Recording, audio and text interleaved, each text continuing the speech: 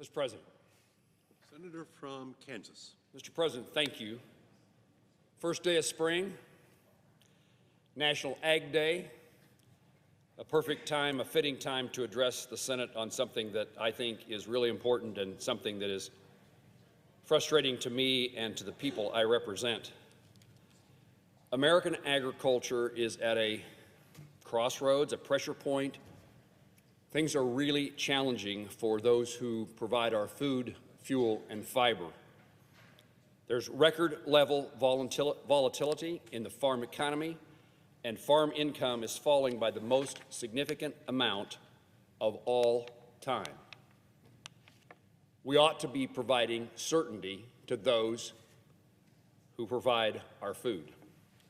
I was troubled to read a report that the Senate Committee on Agriculture, its chair, indicated that there is a level of comfort with scrapping negotiations for a new farm bill and continuing with the outdated, now at least 5 years old, policies from the past. In that same article, surprisingly, disappointingly, Secretary Vilsack expressed his support for that decision. Our farmers deserve, and even more importantly, they need better. Agriculture is an incredibly difficult industry as farmers and ranchers face challenges from weather events, economic shocks, and supply chain shortages. Added to these challenges are the inflationary policies that have raised prices on farmland and ultimately at the grocery store. This includes soaring input costs, which are up nearly $100 billion since the last Farm Bill, which covers interest on loans, livestock feed, fertilizer, labor, fuel, to name just a few of the things that farmers need to produce that food. Looking back at 2023, USDA, the Department of Agriculture, forecasted that Americans' farmers and ranchers would see farm profitability fall by $42 billion nationwide, nearly a 25% drop compared to 2022. So during the life of the Farm Bill, USDA is estimating that profitability will decline by $42 billion. This is just unsustainable. Farmers can't manage these circumstances. These challenges don't just impact farmers, but ultimately they impact American consumers trying to feed their families. For Kansas, agriculture is our state's largest economic driver, with a total output contribution of $81 billion into the state's economy and supporting more than 250,000 jobs, which is about 13% of our entire state's workforce. Beyond crops and animal husbandry, Kansas agriculture is at the forefront of producing renewable energy, critical research and education, and furthering sustainability and conservation practice throughout Kansas and worldwide. Kansas is also a leader in animal health science. As part of the Animal Health Corridor, Kansas has the largest concentration of animal health interest in the world. Last year, Manhattan, Kansas welcomed the National Bio and Agro Defense Facility in Bath. This is a state-of-the-art facility that protects and will defend our nation's farmers and citizens from potentially severe zoonotic and biological diseases. In addition, Kansas and many places of the country continue to experience weather challenges. In Kansas, there's a wide array of those challenges, but most oppressing is the drought.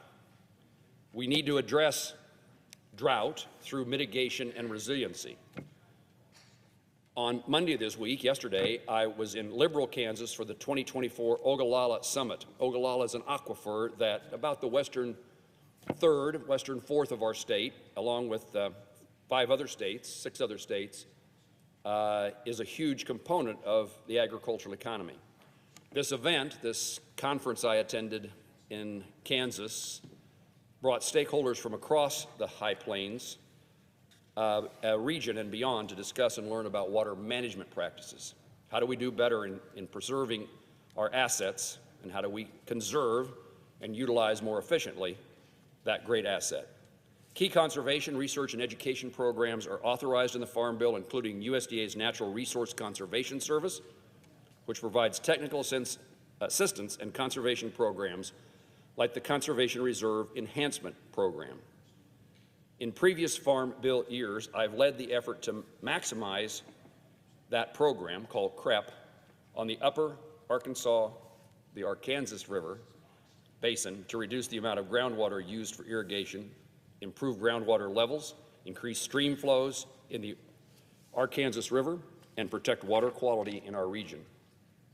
The program's working, but we need additional tweaks, changes in the law, which is why I introduced the CREP Improvement Act, which would provide additional flexibility for family farms to better utilize the program.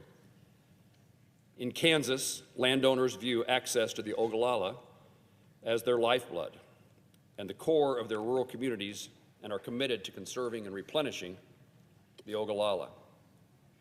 These are just a few sections, and in fact, throughout the last year or more, we've been working with both Republican and Democrat members of the Senate, particularly Senator Bennett of Colorado, to figure out what more we do. And we've introduced several pieces of legislation, all with the anticipation that that legislation would be considered at the same time the Farm Bill was considered and potentially be included in the Farm Bill. But the recent announcement by the chair of the committee indicates that we're going to abide by the status quo. No conversations, no additional efforts. I've been an Aggie since I came to the Congress, including my days in the House, where I chaired the subcommittee on farm commodity programs. And I've been through numerous farm bills, and they're always hard, and they're always late, and we never get them done easily. But this seems different to me, for the first time saying what we have is what we get. There are many provisions that affect agriculture that need to be addressed in a new farm bill, and it is important. I underscore how valuable, how important it is to passing a farm bill, House and Senate, sent to the President. We must deliver a farm bill that provides certainty of risk management programs to help farmers and ranchers weather the storm, and we must rework revenue protection programs to provide critical safety net that works with market challenges and allows farmers, particularly young farmers, to borrow the money to stay in business. If we fail to pass a farm bill, we're passing up opportunities to grow alternative fuel production through policies that encourage investments in biofuels for aviation, for example. Our global competitors are outspending the United States year after year by billions in agricultural research. The Senator from Illinois and I have legislation designed to increase the support for agricultural research, which we hope, at least I hoped, would be a part of the Farm Bill. And we will be left behind in our investments for research if we don't meet the needs of the day. A Farm Bill would include investments in education for our land grants and our agricultural research service that provide cutting-edge science and tools to allow farmers and ranchers to do more with less and contribute to our national and food security. A good point, the Farm Bill is a component of our national security. The Farm Bill maintains critical authorizations as well for reauthorization of global food aid programs. Through these programs, America's farmers and ranchers proudly provide U.S.-grown commodities throughout the world as a lifeline to many who are in war-torn regions or recovering from economic or natural disasters. Global hunger, unfortunately, is real and threatens the future of millions of people every day. I join 3 other of my Senate colleagues, another Republican and 2 Democrats, in co-chairing the Senate Hunger Caucus. And you just look around the world at Russia's invasion of Ukraine, around the Middle East, Africa, and Haiti, and we see starving people. From a young age, most of us, each of us, were taught that it's our duty to help those in need. So many in Kansas have answered that call time and time again. The Kansan, President Dwight D. Eisenhower created Food for Peace. Senator Bob Dole worked to expand our nation's efforts to provide food for the most vulnerable populations through the Dole-McGovern or McGovern-Dole Food for Education program. And Senator Pat Roberts prioritized these programs in previous farm bills. Kansans have taken this moral responsibility to heart, and we must do our part by reauthorizing these programs in a farm bill considered this year. The time is now to show leadership for America's farmers and ranchers. Tough decisions are ahead of us. The Farm Bill is always difficult, but we've always been able to come together and accomplish our goals. We should not walk away from the process. It's a dereliction of duty to the farmers and ranchers of America. I hope that we as leaders can get back to the table and produce a farm bill that provides meaningful and real relief for Kansas producers and protects our country from the challenges that we face around the globe. Mr. President, I yield the floor.